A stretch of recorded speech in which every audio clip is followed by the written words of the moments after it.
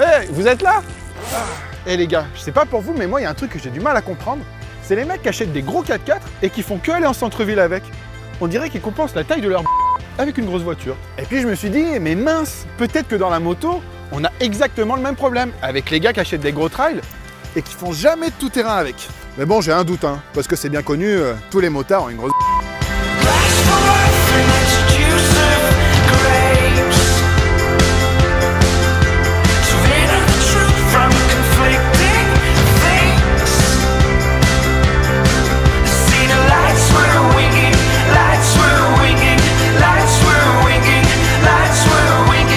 Pour savoir si les gros trails n'étaient que des SUV à 2 roues, on s'est penché sur la nouvelle Africa Twin.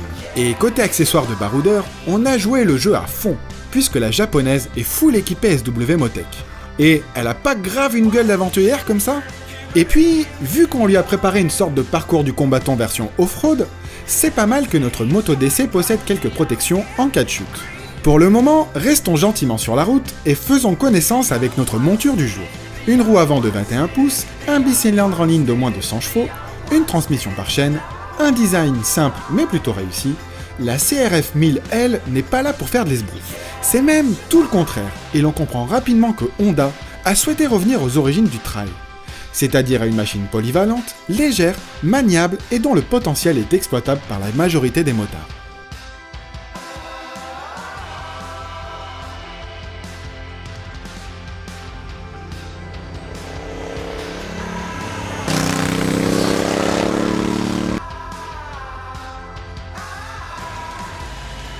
La première grosse impression qui ressort de l'Africa Twin, c'est sa simplicité.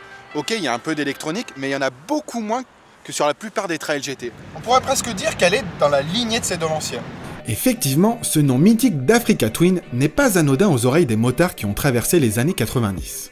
L'inspiratrice de cette longue lignée, c'est elle, la NXR 750.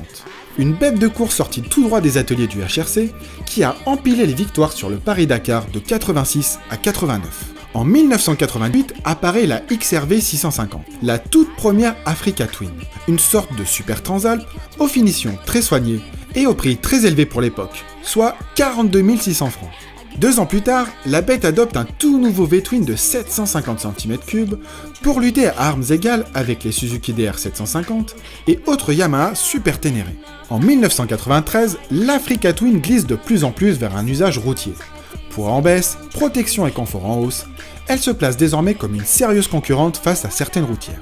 1996 marque la dernière évolution majeure de la XRV 750. Bulle plus haute, selle plus moelleuse, carénage lifté, elle restera comme ça jusqu'en 2003, dernière année de production du légendaire trail.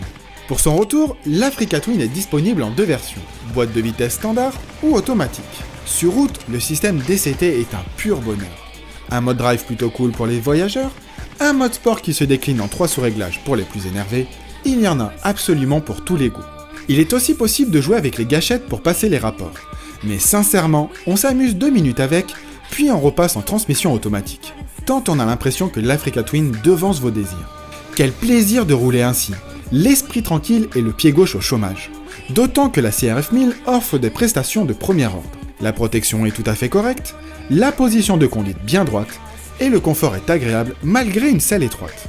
Bon, j'arrête là parce que j'ai l'impression d'être un journaliste auto qui parle du dernier Renault Kadjar. Allez hop, on passe aux choses sérieuses. Changement de pneus et direction le terrain d'entraînement de Jean-Pierre Goy, où mes collègues de Motojournal organisent un comparo trail. Tu vas bien? Bienvenue sur mon nouveau terrain de jeu.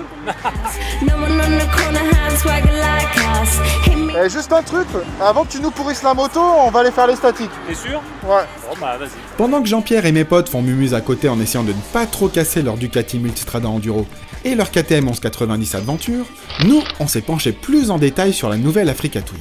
Il n'est jamais facile de produire un trail sexy, mais le look de la Nippon semble faire l'unanimité.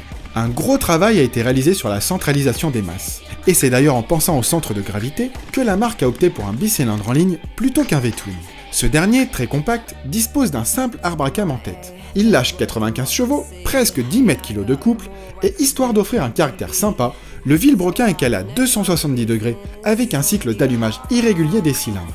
Enfin, le tableau de bord simple et complet intègre toutes les infos de base. Tout se gère au guidon. Du coup, c'est vrai que sur notre version DCT, le commodo gauche est un peu chargé.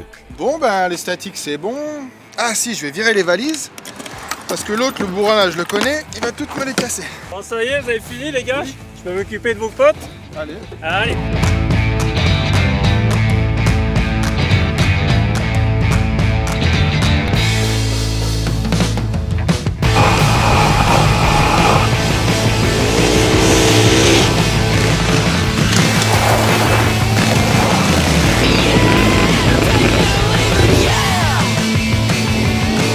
Cailloux, sable, trous, bosses, troncs d'arbres, pierriers, Jean-Pierre n'a pas ménagé notre Africa Twin.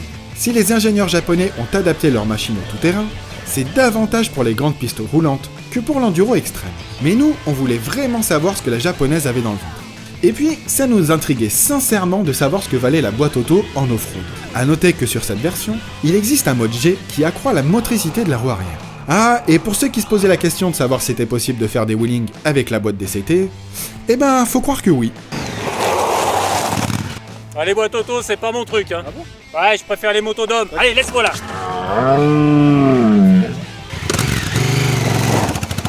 Il est sympa ce Jean-Pierre. Grâce à sa roue avant de 21 pouces et ses suspensions à grand débattement, l'Africa Twin ne rechigne pas quand il s'agit de se salir les jantes. Encore une fois, sa simplicité est une précieuse alliée quand il s'agit de s'aventurer hors des sentiers battus. D'autant plus avec l'Africa à boîte mécanique, qui pèse déjà 10 kg de moins que sa frangine et qui permet à Jean-Pierre d'être plus précis dans les parties très cassantes et les slaloms serrés. Alors Jean-Pierre, qu'est-ce que tu penses de ces Africa Twin? Non, mais franchement, j'aime beaucoup. Je trouve, même dans le Pierrier, vraiment les amortisseurs sont pas mal. C'est peut-être un peu comme beaucoup de gros trails, un peu souple devant. Bon, là on est en position d'origine, donc peut-être avec un petit réglage ça irait mieux. Moto très très vive, moteur très sympa. Non, globalement ça freine bien. C'est un petit peu dommage qu'on puisse pas enlever vraiment l'ABS devant, parce que dans les parties trialisantes ça serait un petit peu plus sympa. On est bien debout, on fatigue pas non plus assis. Pour les sauts, elle est assez franche, elle balance pas sur les côtés. Ça a beaucoup changé des Africa Twin de mon époque, hein. Et si tu devais comparer les réactions avec la boîte automatique et la boîte traditionnelle, ce serait quoi? C'est vrai que la DCT c'est génial sur les grandes pistes on fait pas d'erreur pour des grandes glisses assez rapides. C'est vrai que quand c'est vraiment trialisant, c'est un petit peu compliqué parce que dès qu'on met un petit coup de gaz, on a tendance à sauter sur l'obstacle. Et pour être précis, pour monter des marches ou comme les arbres tout à l'heure, la boîte manuelle va nettement mieux. Oula, il y a plus belle la vie là. Les gars, salut, hein. Il est fort Jean-Pierre. Par contre en goûter-les, c'est pas trop son truc. Oula, faut que je rentre à la maison moi.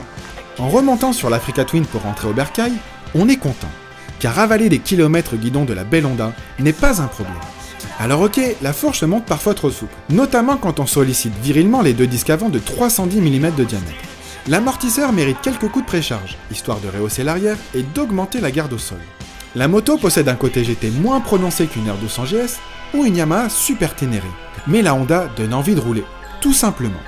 Qu'il s'agisse de s'attaquer à la jungle urbaine chaque matin, de s'évader le temps d'un week-end, ou même de s'aventurer en tout terrain, l'Africa répond présente. Une moto pragmatique qui n'oublie pas pour autant le plaisir de conduire. Voilà, on vient de finir l'essai de l'Africa Twin. Et ce qui m'a vraiment bluffé, c'est pas son comportement sur route, ni dans les chemins. Non, là où elle est trop forte, là où les trails GT sont trop forts, c'est en ville. Quand tu remontes les fils de voiture, tu te faufiles, tu montes sur le trottoir, c'est trop bien. Pour ceux qui connaissent pas, le plus fort c'est ça, c'est la boîte auto. Bon, moi ça fait déjà 10 ans que je roule en boîte auto. Sur la Honda Africa Twin, on a aimé la facilité de prise en main, l'agilité de la moto, l'exceptionnel rayon de braquage, la boîte DCT et la polyvalence entre route et tout-terrain. On n'a pas aimé la fourche un peu trop souple sur les gros freinages et le commodo gauche bien chargé sur notre version DCT.